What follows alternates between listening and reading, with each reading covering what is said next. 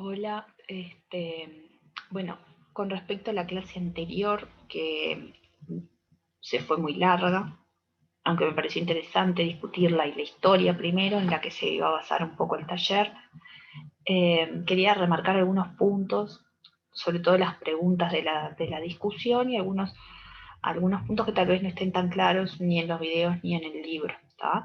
Igualmente, la bibliografía a utilizar es la del libro de patología médica, de temas de patología médica, que es lo que nosotros recomendamos. ¿Tá? Bueno, con respecto a lo primero, y esto es un poco más teórico, pero con una clara importancia clínica, es cómo se diagnostica la diabetes. Y bueno, ahí hay 4 métodos. Si hay síntomas, la diabetes se diagnostica, si hay síntomas, se puede diagnosticar con una glicemia en cualquier horario, ¿no?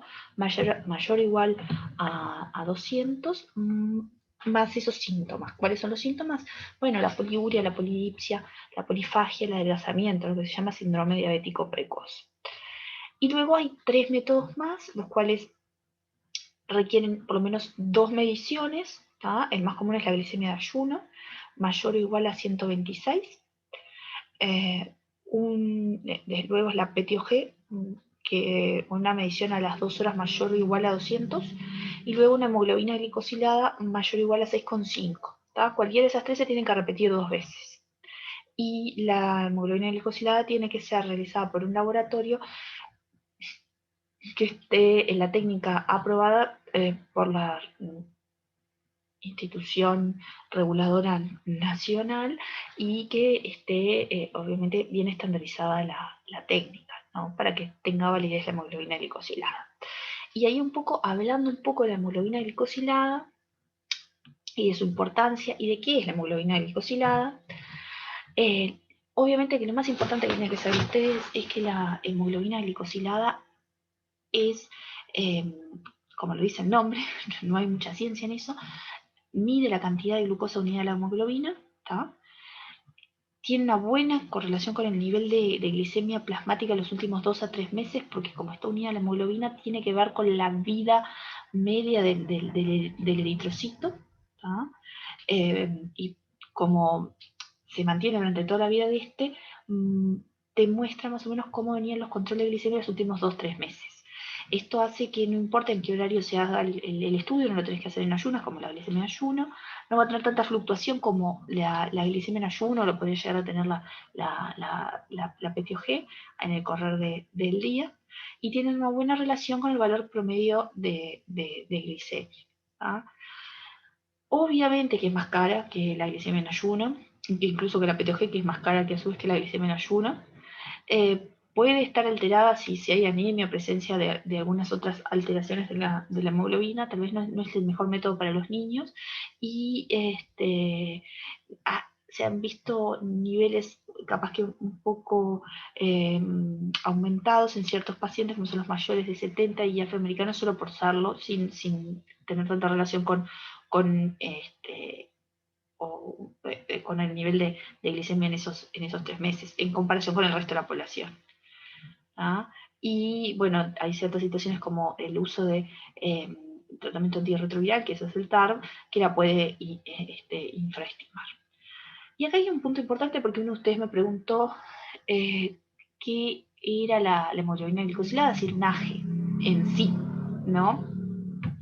Y es una muy buena pregunta. La hemoglobina glicosilada, primero lo que tienen que saber es que no es como dañina, no tiene un significado de lo que sería patogénico primario. ¿Tá?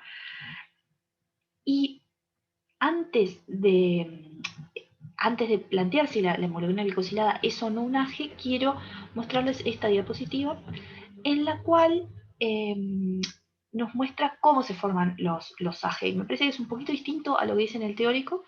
Yo hablé, y por eso tardé un poco en hacer este video y en hablar con ustedes. Hablé con las personas que habían hecho el video y que habían hablado ahí de hemoglobina glicosilada, y ahí daban a entender más que era como un AGE, pero en sí la hemoglobina glicosilada no es un AGE. Es un intermediario, no llega a ser un AGE. Cuando hablamos de un AGE, que lo vamos a hablar más adelante, es un producto de glicosilación avanzada. ¿tá? ¿Por qué no es un AG? Porque tendría que haber algunos cambios más en el intermediario, que es la hemoglobina glicosilada, para poder llegar a ser un AG, y esto sí tener un significado patogénico. ¿Tá? Entonces, ¿qué quiere demostrar este resumen, este esquema? Primero, que esta reacción inicial, que en este esquema, que si quieren le puedo mandar el artículo del cual leí, que me parece que es bastante simple, es de una revista simple, y esto es bastante simple, pero a veces lo simple tiene la virtud de que se entiende mucho más que cosas más complejas. Esa reacción inicial, que se llama glicación temprana, ocurre entre azúcares reductores o sus productos derivados y los grupos aminos de proteínas, lípidos o ácidos nucleicos. La glucosa es muy reactiva en ese sentido. Entonces, lo que se forma en esta glicación temprana, que ocurre básicamente en horas, son las bases de Schiff. ¿tá? Son esta reacción que lleva a la formación de bases de Schiff es reversible, y estos productos, las bases de Schiff, son inestables. Posteriormente, estos productos se someten a un reordenamiento estructural para formar lo que llaman productos de Amadori. Y esta etapa, que se llama producto de Amadori, que no es en sí un AGE o un producto de final de glicación avanzada, es la hemoglobina glicosilada está acá, está a nivel de producto de Amadori. Acá, si la formación del producto de Amadori lleva en sí, ella es reversible o irreversible, bueno, es discutida al menos. ¿tá? Algunos dicen que esta etapa es reversible, otros dicen que es irreversible. La base Schiff es reversible, eso nadie lo discute. El producto de Amadori, si lo leen de un lado a otro, puede variar si es reversible o irreversible. Igualmente no es el punto para nosotros, nadie les va a preguntar si es reversible o irreversible el producto de Amadori. Lo que sí tenemos que saber es que para que esos productos de Amadori se transformen en productos finales de glicación avanzada, tienen que sufrir algún cambio más, o una mayor deshidratación, o una oxidación, o reacciones de transposición o fragmentación. Y eso va a llegar a dar lugar a los que son los productos finales de glicación avanzada, o AGEs. Tarda mucho tiempo. Si las bases Schiff era formación en horas, los productos de Amadori es en días, y los productos OAGE de glicación avanzada es en meses o años. Y dentro de estos productos está, por ejemplo, la carboximetillicina, la pentosidina, hay solo carboximetil también. Todos estos son AGEs, y estos sí tienen un significado patogénico, y sí vamos a ver que forman parte de la glucotoxicidad. Solo para repasar, que también está en el libro, en el organismo las dos fuentes principales de AGEs sistémicos provienen del metabolismo normal de la glucosa y de los alimentos. ¿tá? O sea que hay cierta parte que los comemos también de los AGEs. De ese total de AGEs ingeridos, aproximadamente el 10% es absorbido y solo una tercera parte se excreta. El contenido de los AGE en los alimentos puede aumentar de 10 a 200 veces dependiendo de las condiciones utilizadas para su preparación. Hay ciertas formas de cocinar los alimentos que aumentan los AGEs que nosotros ingerimos. Pero de acá, bueno, me parecía importante recalcar que la hemoglobina glicosilada no es un AGE en sí, que la hemoglobina glicosilada sería un producto de Amadori, y que para que hubiera sido un AGE tendría que tener alguna modificación más. Y lo más importante de todo es que la hemoglobina glicosilada no sería como algo patogénico primario. Me parece que eso es importante, y tiene que quedar claro, que tal vez no tanto ni en los videos ni en el libro tal vez está tan claro, y por eso me parece importante que ustedes lo tuvieran en cuenta. ¿tá? Habiendo dicho esto, y pasando un poco a la patogenia de la diabetes tipo 2, hay dos factores muy, muy claros. La disfunción de la célula beta y la resistencia a la insulina. Si claramente la resistencia a la insulina es lo predominante o es lo más importante de la diabetes tipo 2, también es importante saber que la disfunción de la célula beta es también súper, súper, súper importante. ¿tá? Y antes lo que se decía era la diabetes tipo 1, lo que hay es claramente un déficit de insulina porque hay una alteración en el páncreas y las células beta, y en la diabetes tipo 2 lo que hay es básicamente lo que más predomina es la resistencia a la insulina en el contexto de una hiperinsulina, o sea, una hiperglicemia por factores, por estilos de vida, esa hiperglicemia mantenida favorece una hiperinsulinemia, esa hiperinsulinemia en algún momento ya no puede ser contrarrestada. Esa hiperinsulinemia al principio contrarresta la hiperglicemia, en un momento la deja de contrarrestar, y eso eventualmente lleva a la diabetes, y luego también hay disfunción de la célula beta en la patogenia de diabetes mellitus tipo 2. Eso era a grandes rasgos lo que si uno delineaba los mecanismos de la diabetes tipo 1, como sobre todo afectación del páncreas y la célula beta, y la 2, resistencia a la insulina y eventualmente disfunción de célula beta. Se sabe en realidad que en la diabetes tipo 2 participan las dos, estos dos mecanismos, que son muy importantes. Que de los dos vamos a hablar. Del primero que vamos a hablar es de la disfunción de la célula beta. Esto es un poco la historia natural de la diabetes tipo 2. Tiene una primera etapa, ¿tá? Esta primera etapa en la cual, es lo que yo decía, ese periodo compensatorio con hipertrofia de la célula beta y un aumento de la secreción de insulina que logra mantener la euglicemia. Esto ocurre tanto frente a la resistencia insulínica como también frente a una disminución en la masa de células funcionales, en la cual ese periodo compensatorio logra mantener la glicemia en por lo menos un buen nivel y no aumentado.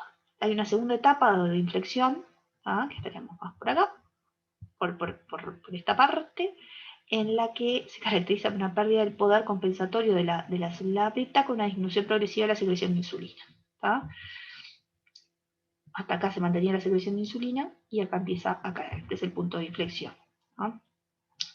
En esta etapa la glicemia suele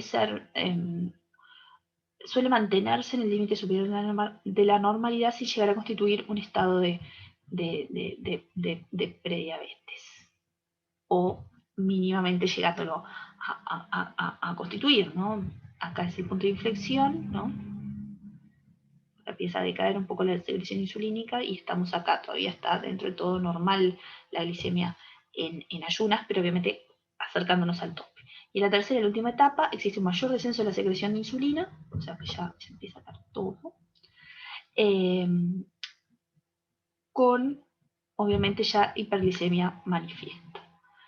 Esta etapa obviamente incluye tanto la prediabetes como a la diabetes en sí. ¿A qué le decimos prediabetes? Bueno, a los pacientes que tienen una glicemia en ayuno entre 100 y 125 y una PTOG a las 2 horas entre 140 y 199. ¿Tá? Eso constituye tanto la glicemia ayuno alterada como la intolerancia oral a la glucosa. Bien. Entonces, hablamos de la disfunción de la célula beta, que es lo primero que queremos hablar. Como para llegar a hablar un poquito de cómo funciona mal la célula beta, me parecía oportuno hablar de cómo funciona normalmente la célula beta. ¿tá? La célula beta está en el páncreas, eso es medio obvio. Básicamente, en la célula beta es la que produce la insulina, ¿no? La glucosa estimula la secreción de insulina luego de que ingresa a la célula beta pancreática a través del receptor o transportador GLUT2. Acá en la célula beta participa el transportador GLUT2. Y una vez que la glucosa entra a la célula beta a través del GLUT2, se metaboliza. La glucosa se fosforila y aumenta el ATP. Bien. Esto lleva a una traducción en un aumento de relación de ATP-ADP, que también lo estamos mostrando acá en la flechita, con lo que se produce el cierre de canales de calcio sensibles a ATP, que esto lo que hace es provocar un aumento en el potencial de membrana. Se cierran estos receptores, aumenta el potencial de membrana. Esto a su vez lleva a una despolarización que determina la apertura de canales de calcio, que están acá. Si la flecha me permite... la flecha no me estaría permitiendo los canales de calcio. Una vez que se despolariza la membrana, se abren los canales de calcio. Al abrirse los canales de calcio, entra calcio a la célula. Esto hace que se secrete la insulina. básicamente. ¿Tá? Y a su vez, por otra parte, la síntesis de la insulina también depende de la expresión del gen de la preprolina, que está bajo el control de factores de transcripción específicos. Tanto la insulina como el factor de crecimiento similar a la insulina 1 actúan sobre sus receptores de membrana, acá, en el polo basal, y activan la vía del IRS y del inositol trifosfato, quinasa, en las células beta. Entonces, esto también favorece la síntesis de insulina en sí. ¿Tá? Todo esto,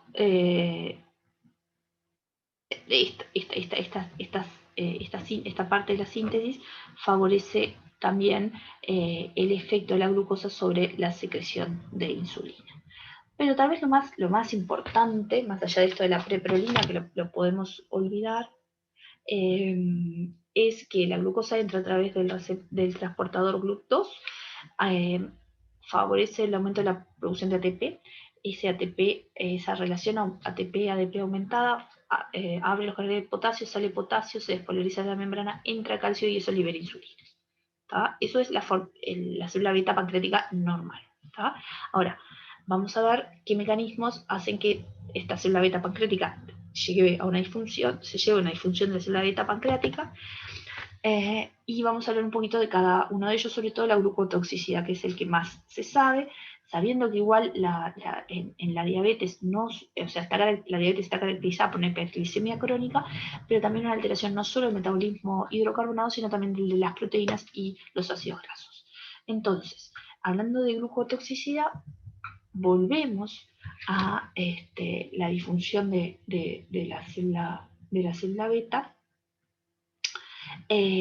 y lo que primero tenemos que decir que en el contexto de disfunción de la célula beta, una de las cosas que ocurren es una desensibilización, se podría decir, de la célula beta a la glucosa, a la hiperglicemia crónica. En el contexto de hiperglicemia crónica que caracteriza a la diabetes, y sabiendo que la diabetes tipo 2, más allá de que hay una cierta predisposición hereditaria, realmente lo que afecta ahí son los estilos de vida. Y por ejemplo, un paciente que tenga una dieta muy rica en glucosa, muy rica en carbohidratos, que aumente mucho la glicemia, que lleve a situaciones de mucha hiperglicemia, lo que llaman hiperglicemia crónica, puede llevar a que a nivel de la célula beta pancreática haya como una sensibilización a la glucosa. ¿Eso cómo ocurre?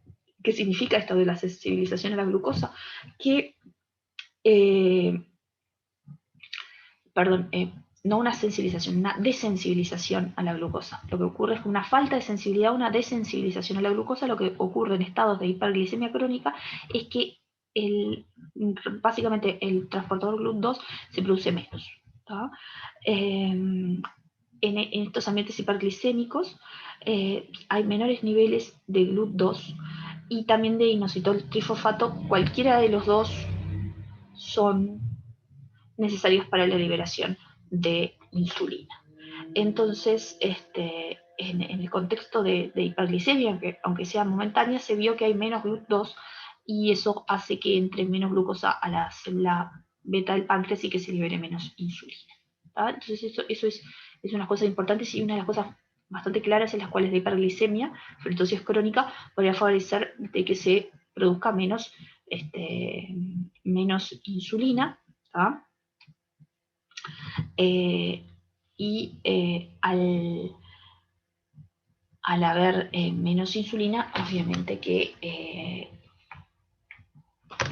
puede obviamente favorecer la alteración de la función de la célula beta, o la disfunción de la célula beta. Pero bueno, adentrándonos más en la glucotoxicidad, acá hay 4 mecanismos grandes. el primer mecanismo, que es el de los AGE, que ya estuvimos hablando un poquito, luego la activación de la vía de la proteína quinasa C, después la desviación, ¿no?, de la metabolismo de la glucosa hacia la vía de los polioles, y luego la inducción del estrés oxidativo celular. Bien. En general, la glucotoxicidad engloba todas las alteraciones estructurales y funcionales inducidas por la hiperglicemia crónica sobre las células beta del páncreas y sobre las células blanco de la acción de la insulina. Vamos a hablar de glucotoxicidad también en la resistencia a la insulina, promoviendo de esta forma el déficit de la secreción de insulina y la insulinoresistencia. La glucotoxicidad implica cambios irreversibles en la producción y secreción de insulina. En un momento dado, los islotes se encuentran en diferentes etapas de sensibilización, agotamiento, apoptosis, de forma tal que aunque se normalicen los niveles de glicemia, algunas células recuperan su función, pero otras ya han sufrido lo suficiente, por lo tanto se lleva a un daño irreversible. Hablamos ya un poco de los AGE, los nombramos previamente, y quería remarcar que estos AGE, de nuevo, que son productos de reacciones no enzimáticas en realidad son la última etapa en una serie de reacciones que comienzan con la reacción de la glucosa en realidad del grupo aldehído de la glucosa con los grupos amino de las proteínas, ya sea de las proteínas, de los ácidos nucleicos y de los aminofosfolípidos. Se lleva primero en las primeras horas a un intermediario que es bastante inestable, que es la base GIF, el cual es reversible su formación, y luego sufre una transposición que lleva a los productos de Maduri, los cuales ya dijimos, algunos hablan de reversibilidad, otros de irreversibilidad. Lo que sí tienen que sufrir una nueva transformación, ya dijimos oxidación, deshidratación, lo que sea como un nuevo cambio para llevar a de verdad la formación de los AGE. ¿Por qué los AGE generan disfunción de la célula beta? Porque, bueno, estos AGE actúan uniéndose a sus receptores que se llaman RAGE, cuya expresión sobre todo está aumentada considerablemente en el contexto de aumento de los AGE, y sobre todo hay un aumento de los RAGE en los linfocitos T, monocitos, macrófagos y en el endotelio vascular, en el músculo liso vascular, los astrocitos y osteoblastos. La unión del AGE con su receptor genera un estado de intenso estrés oxidativo con la consiguiente disfunción endotelial. Y a nivel del páncreas, esto lleva a la disfunción de la célula beta. El contexto de esa disfunción endotelial, ese estado de estrés oxidativo e inflamatorio a nivel del páncreas, lleva a la disfunción de la célula beta. ¿Ah? Así que los AGE serían promotores del estrés oxidativo y de la inflamación.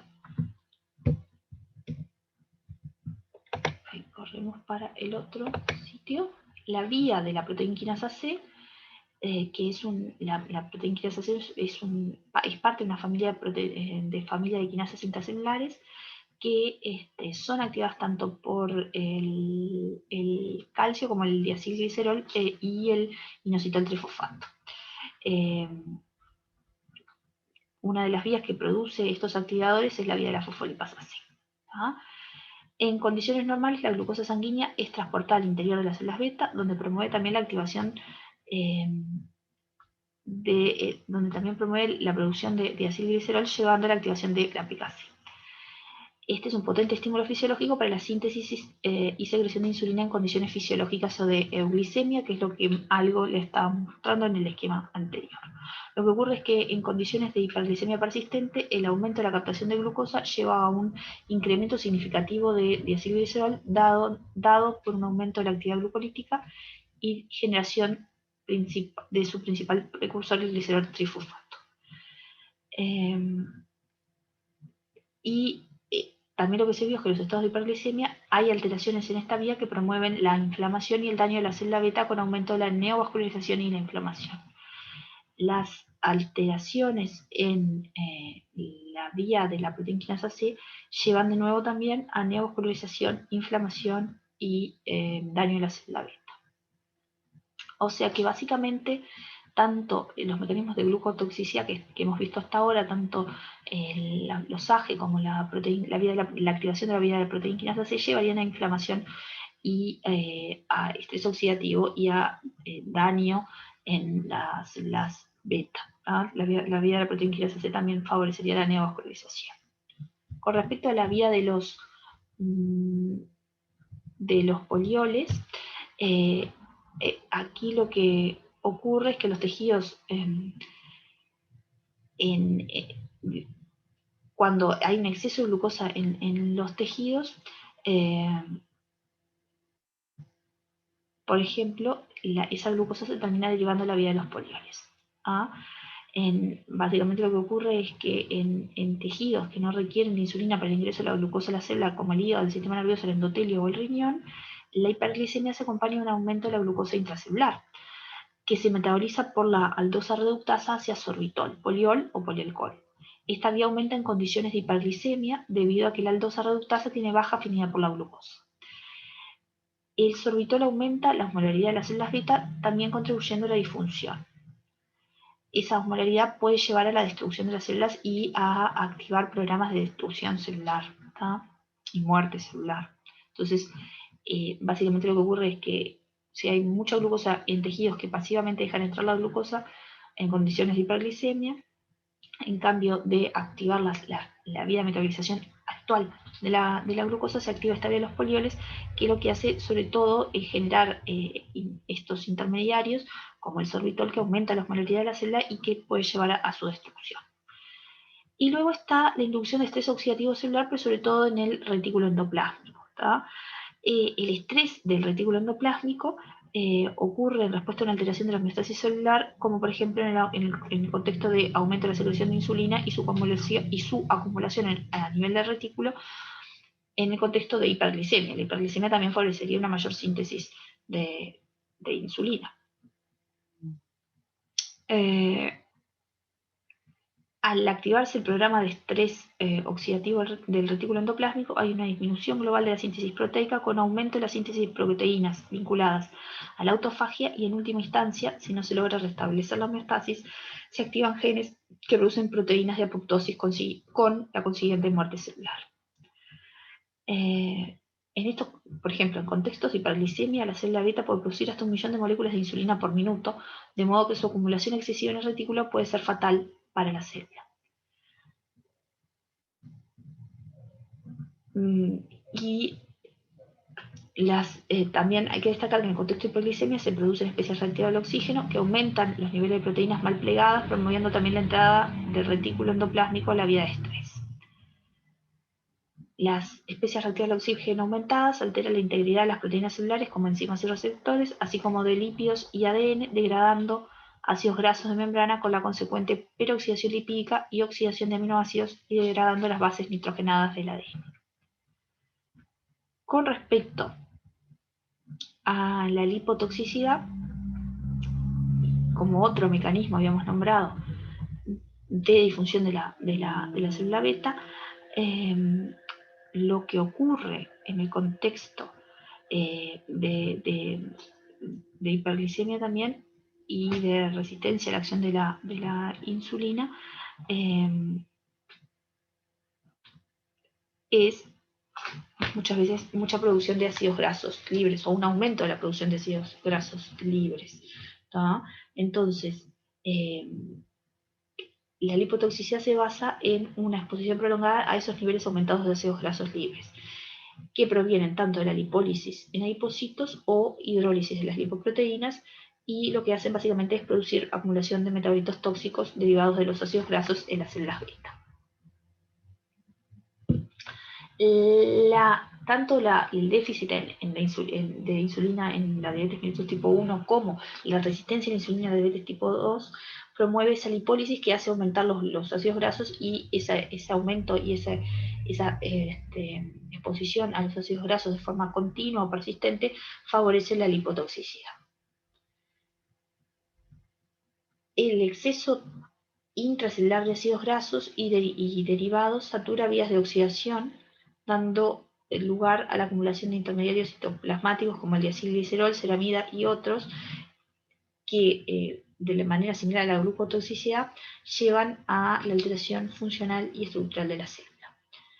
Los efectos tóxicos de los metabolitos lipídicos solo ocurrirían en presencia de hiperglicemia, lo que se conoce como glucolipotoxicidad, debido a que los ácidos grasos no pueden ser oxidados en la mitocondria y se acumulan bajo forma de ésteres de acil-CoA de cadena larga.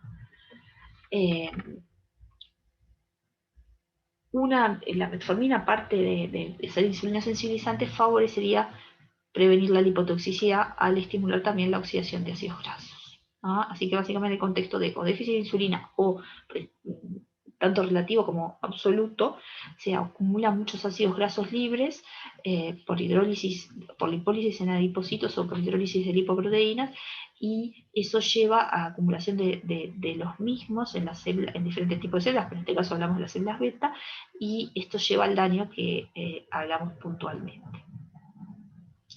Con respecto a la disfunción adipositaria e inflamación, el tejido adiposo es un órgano endocrino que aparte produce, vamos a ver en las próximas clases, muchas hormonas y participa en la difusión de la célula beta.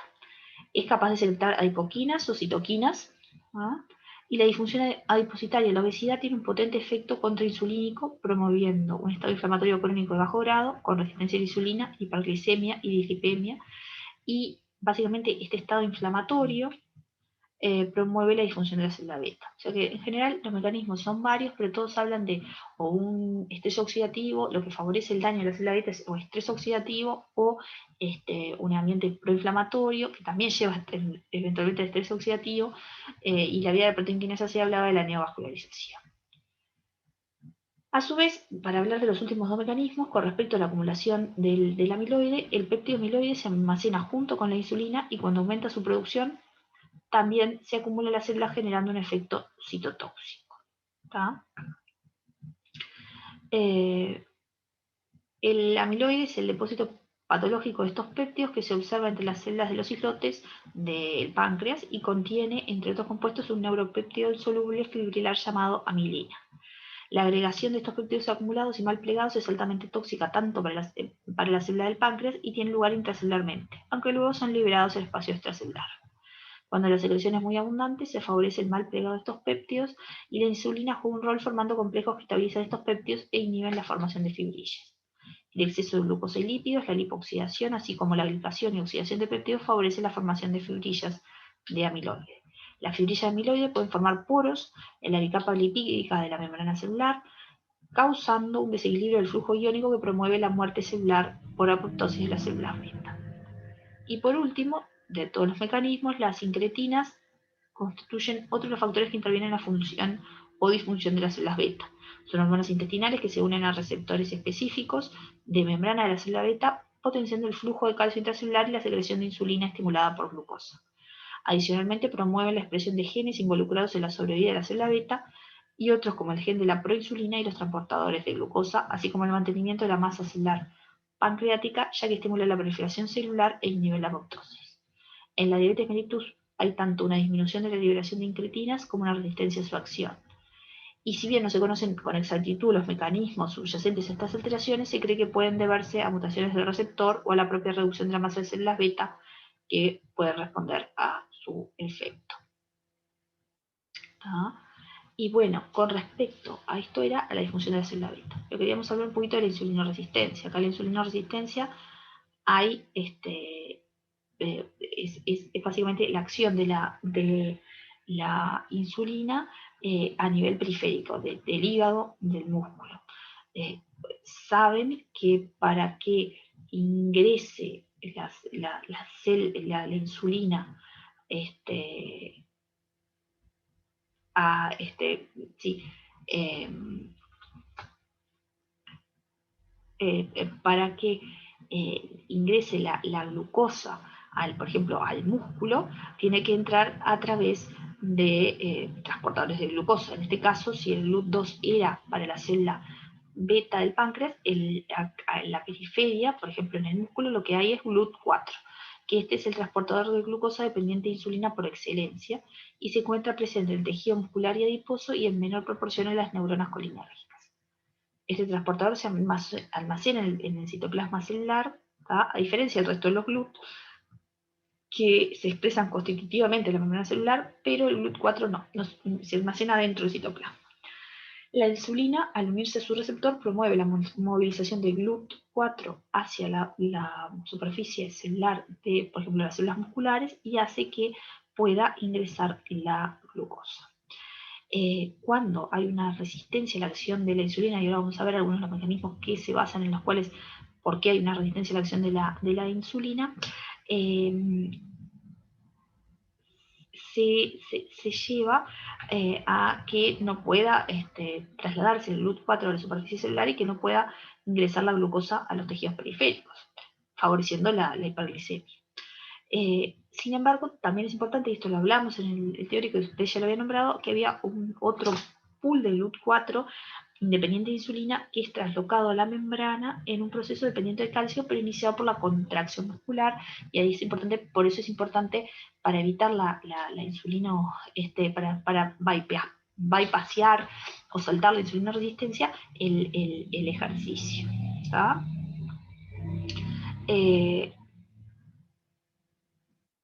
¿Cómo se llega? Esto es básicamente lo que ocurre en la periferia, lo que nombré, esa falta de llegada o de traslocación del GLUT4 del citoplasma a la superficie celular para ingresar glucosa, ¿no? por la resistencia, por la acción de la insulina, por la acción en realidad de la resistencia a la insulina, nos debe preguntar qué es lo que hace que ocurra una resistencia a la insulina, una pérdida de sensibilidad a la insulina. Y bueno, lo que se piensa es que la pérdida de sensibilidad a la insulina es secundaria de efectos en la vía de señalización de esta, la cual puede ser provocada o por acumulación grasa o lipotoxicidad intracelular, también por la inflamación, por estado de inflamación crónica, y también por aumento de las respuestas neuroendocrinas contrainsulínicas.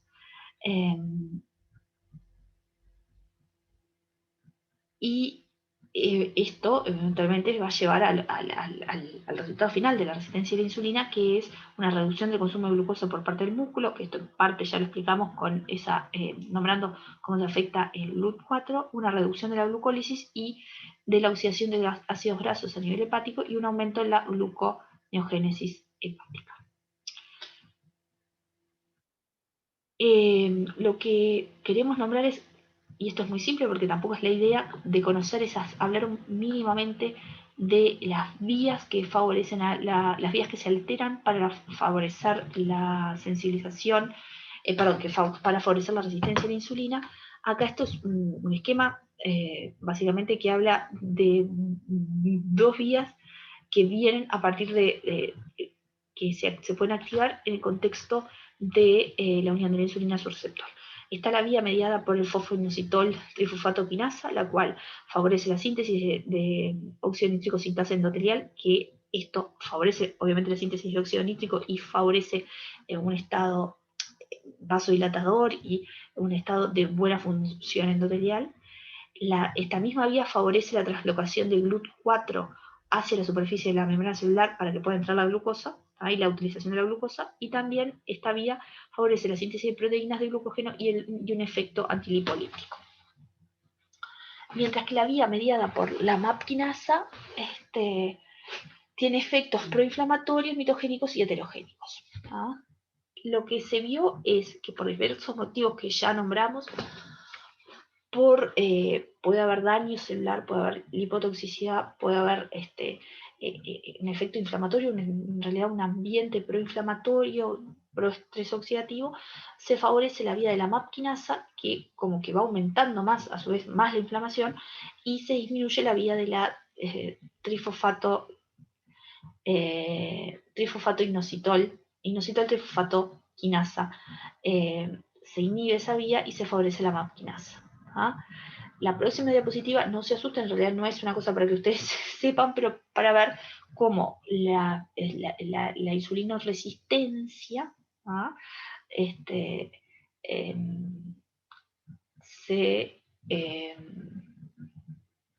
las vías que están alteradas en la insulinoresistencia y cómo se llega al fin ese que nombramos, que básicamente es una menor utilización de la glucosa, una menor entrada de glucosa a los tejidos periféricos, un mayor estrés oxidativo a su vez más, ¿tá? Y las alteraciones del metabolismo lipídico y proteico que también nombramos. Estas son las vías, no las tienen que saber, pero vean las alteraciones que genera la insulinoresistencia. ¿Tá? Y bueno, con respecto a las repercusiones, en lo macro y lo micro, nosotros queremos nombrar, lo macro básicamente es ACV, AIT, ¿ah? Infarto y arteriopatía obstructiva crónica. Queremos nombrar que dentro de lo macro, nos vamos a detener más en lo micro, pero dentro de lo macro,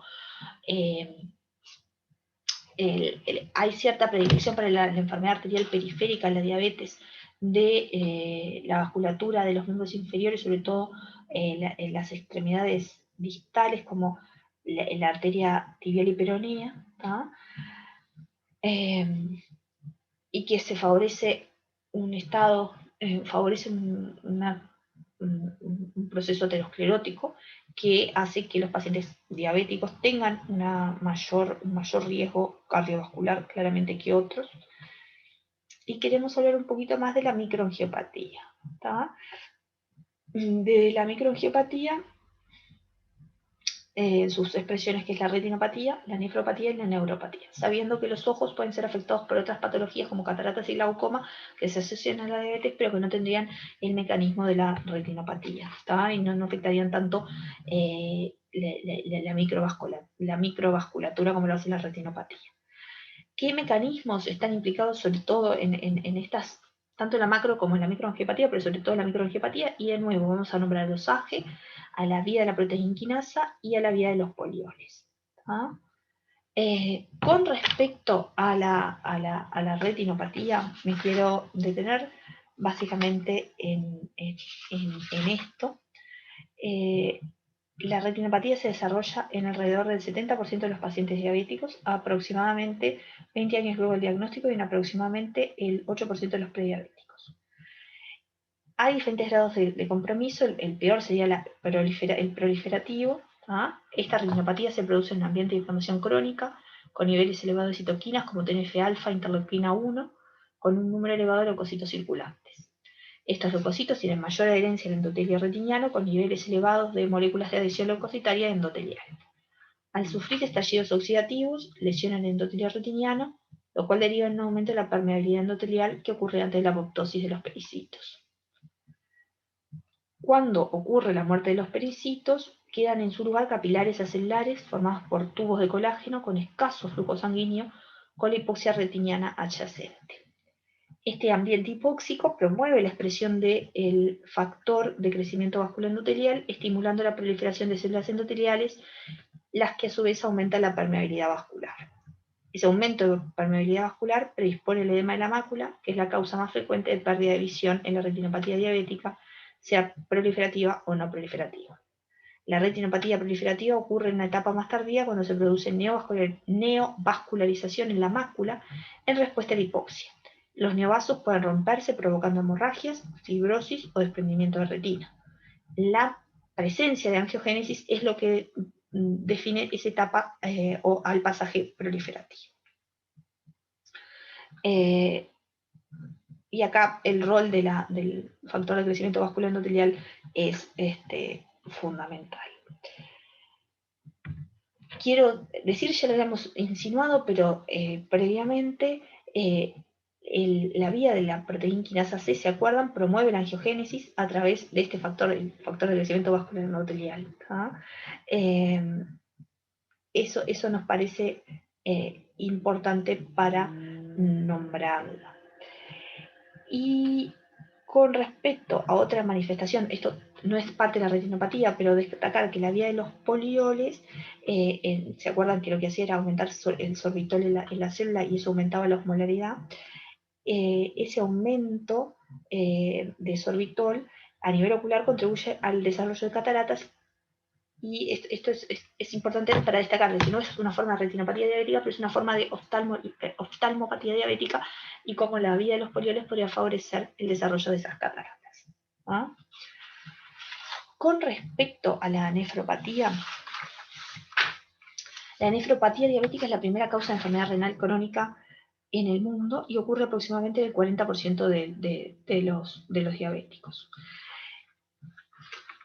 Acá, como todo lo microangiopático, obviamente una forma de prevenirlo es un buen control glicémico, ¿no? Es el mal control de la glicemia es lo que va a determinar el desarrollo de la microangiopatía. Y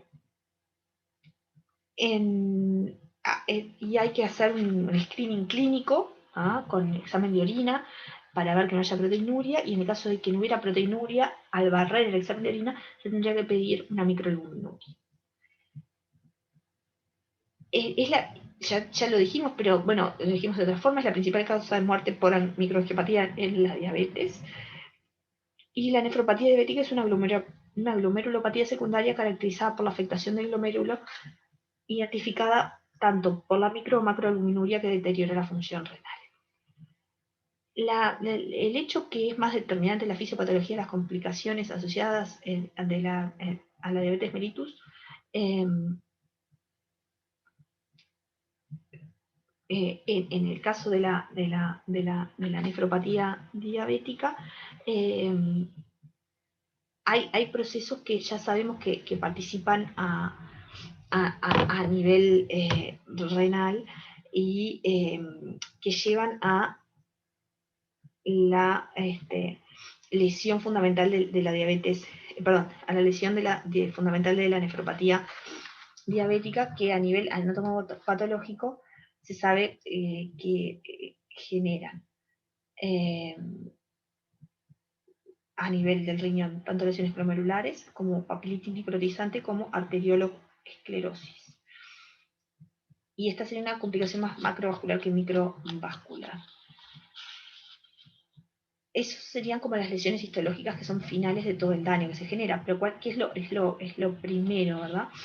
¿Qué ocurre a nivel glomerular? Bueno, lo que se destaca a nivel glomerular es el engrosamiento de la membrana basal capilar, la esclerosis mesangial difusa y la glomerulosclerosis nodular. El engrosamiento de la membrana basal capilar glomerular es la manifestación histológica más temprana de la nefropatía diabética y se asocia con un engrosamiento de la membrana basal tubular. Mientras que la esclerosis mesangial difusa es el aumento de la matriz extracelular a nivel del mesangio y su progresión se relaciona con los niveles de proteinuria, expresión de la función renal deteriorada. Mientras que la otra forma anatomopatológica de daño, que es la glomerulosclerosis nodular o intercapilar, es causada por nódulos de matriz de forma esférica situados en la periferia de los glomérulos y suele ser una lesión de aparición más tardía que el engrosamiento de la membrana glomerular. Esta lesión es muy específica de nefropatía diabética, aunque puede no estar presente. Y puede haber una manifestación de la arteriosclerosis a nivel de las arteriolas aferentes y eferentes, que es la diagnosis arterial o arteriolosclerosis hialina, que es una afectación arteriosclerótica de esas arterias. ¿Cómo se empieza a generar el daño? Básicamente mediante el mecanismo hemodinámico de hiperfiltración. Al haber un aumento de la tasa de filtrado glomerular con aumento consecuente de la presión glomerular, se genera hiperfiltración. Esta hiperfiltración se debería a una alteración de la resistencia de las arteriolas glomerulares aferentes y eferentes, generando un aumento de la presión glomerular en la nefrona, lo cual presenta el primer eslabón en la glomerulosclerosis. La presión glomerular genera estrés y cizallamiento, que produce expansión de la matriz mesangial, distorsión del glicocálix, desprendimiento y apoptosis positaria, con la consiguiente proteinuria. También la hiperfiltración glomerular genera aumento de la presión intraglomerular y alteraciones de la arquitectura glomerular, como aumento de la matriz extracelular, engrosamiento de la membrana basal y fibrosis mesangial. Y acá ustedes dirán, ¿cuál es el mecanismo? Bueno, ¿cómo se llega obviamente esa hiperfiltración? En general debido a la hiperglicemia es lo que genera la hiperfiltración. Y qué mecanismos podrían estar desarrollándose, qué mecanismos incluso están más moleculares podrían estar desarrollándose en la nefropatía diabética.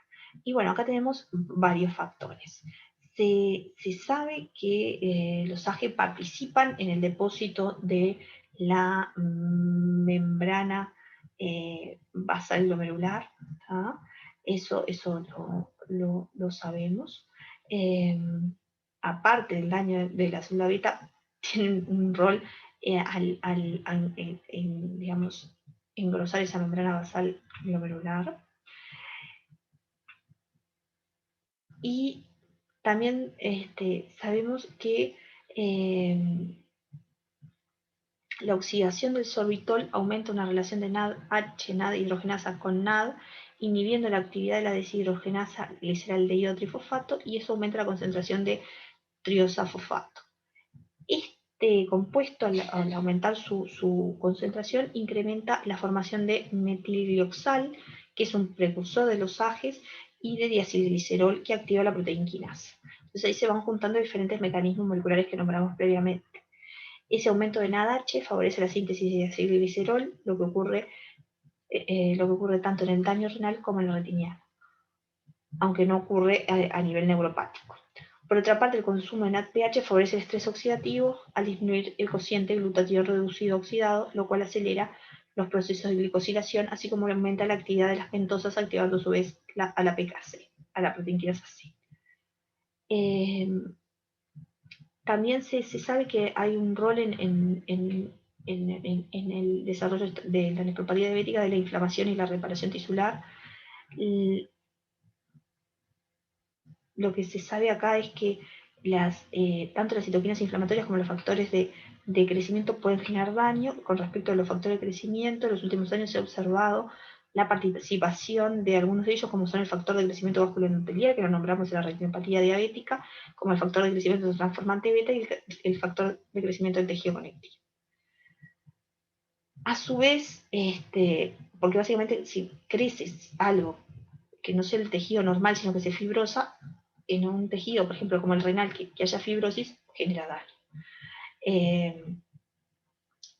Y ahí está la fibrosis o esclerosis, que la habíamos nombrado tanto mesangial como la glomerulosclerosis nodular. Esa podría ser una de las bases. A su vez también se sabe que hay un aumento de la interleuquina 1 en la expresión renal en los modelos de nefropatía diabética, y esto se relaciona con un aumento en la expresión y síntesis de factores quimiotácticos y moléculas de adhesión a nivel de las células endoteliales y mesangiales. Esta citoquina también se relaciona, que es básicamente eso, aumenta la inflamación. Esta citoquina también se relaciona con anormalidades hemodinámicas intraglomerulares, generando una disregulación en la síntesis de ácido hialurónico en las células epiteliales tubulares, así como un aumento de la permeabilidad endotelial. Mientras que la interleuquina, esto era la interleuquina 1, la interleuquina 6, ha sido relacionada a la producción de alteraciones de la permeabilidad endotelial, la inducción de proliferación de las células mesangiales y el incremento de la expresión de fibronectina. Mientras que el TNF-alfa podría generar daño renal mediante un efecto citotóxico directo sobre las células renales, inducción de apoptosis, alteración de la hemodinámica renal, incremento de la permeabilidad endotelial o inducción de estrés oxidativo. Con respecto a la neuropatía diabética, ¿cuáles podrían ser los daños, ¿no? A este nivel? Sabemos que pese a que se puede producir muchas manifestaciones de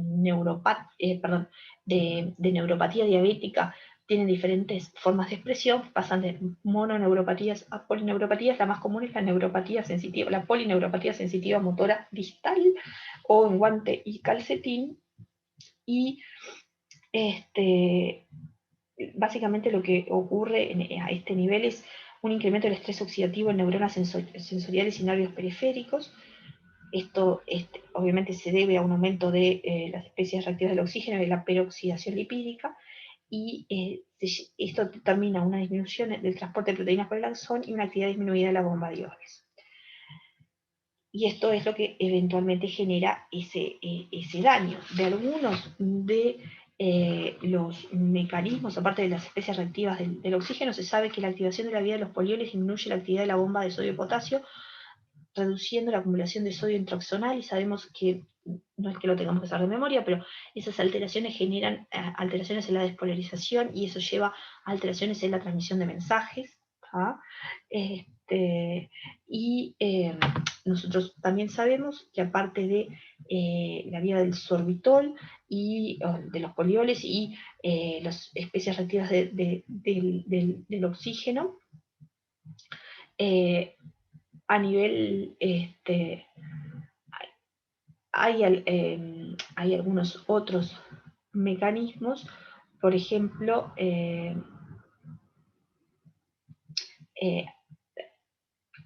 que participan, perdón, en la neuropatía diabética.